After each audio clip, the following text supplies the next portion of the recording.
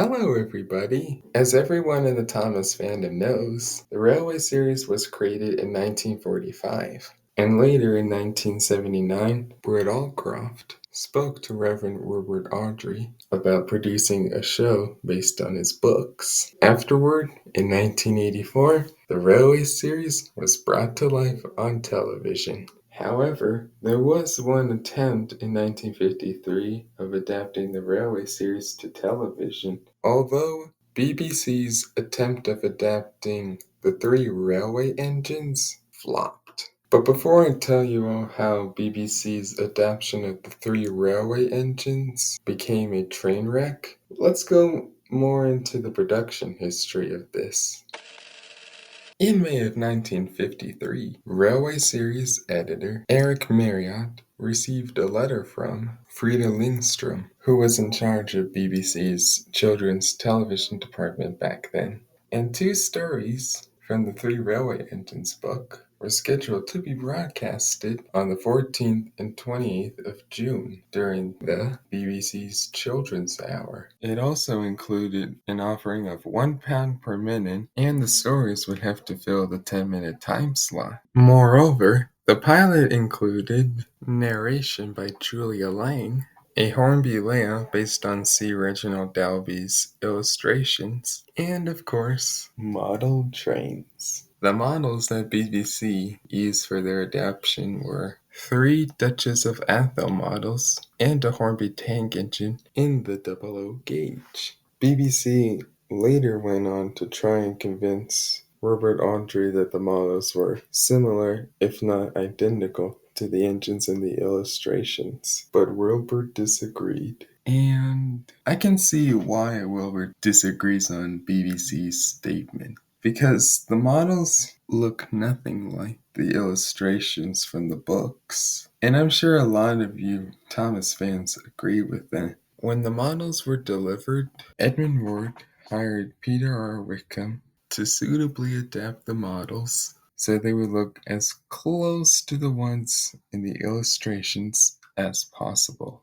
On June 10th, the producers displayed Eric Marriott a collection of railway sound effects that were later going to be used for the episode.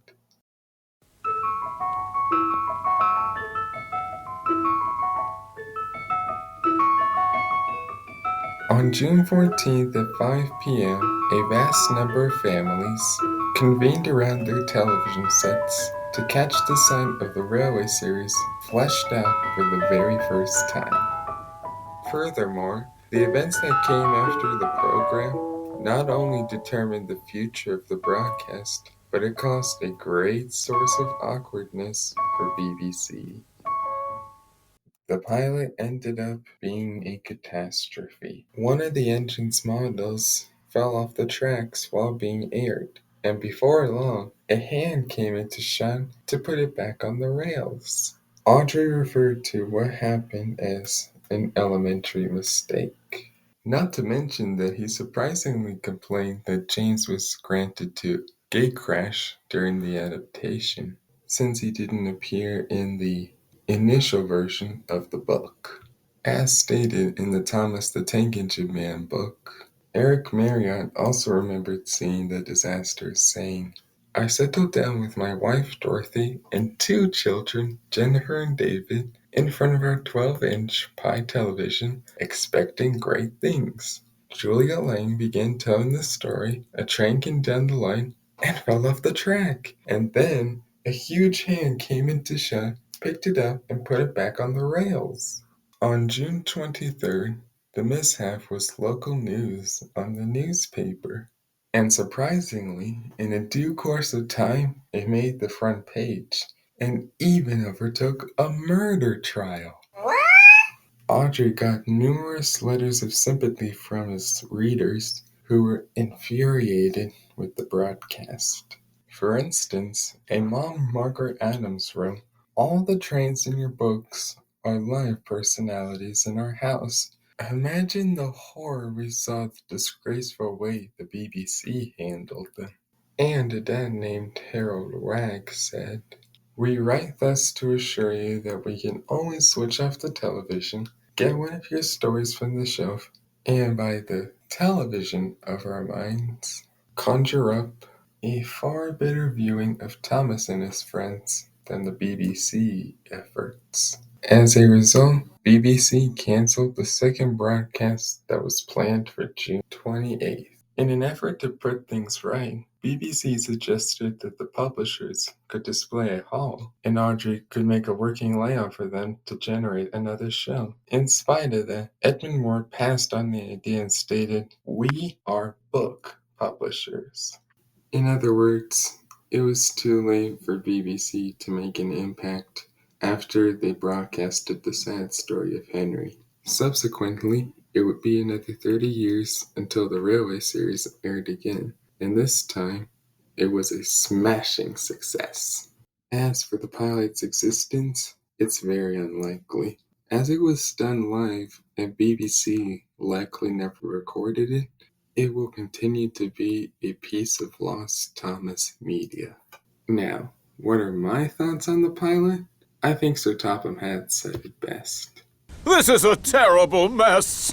Now, I'm not saying it's a terrible mess that everything the broadcast showed was awful and disappointing.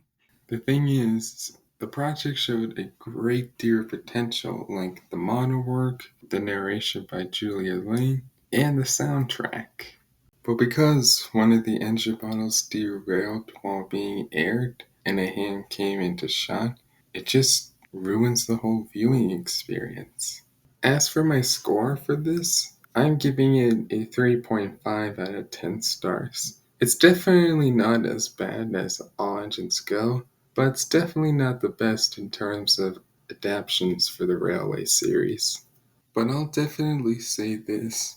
If the pilot was a success, we wouldn't have gotten the Thomas show we have today, and Brett Allcroft wouldn't have reached Wilbur Awdry about making a show based on his books.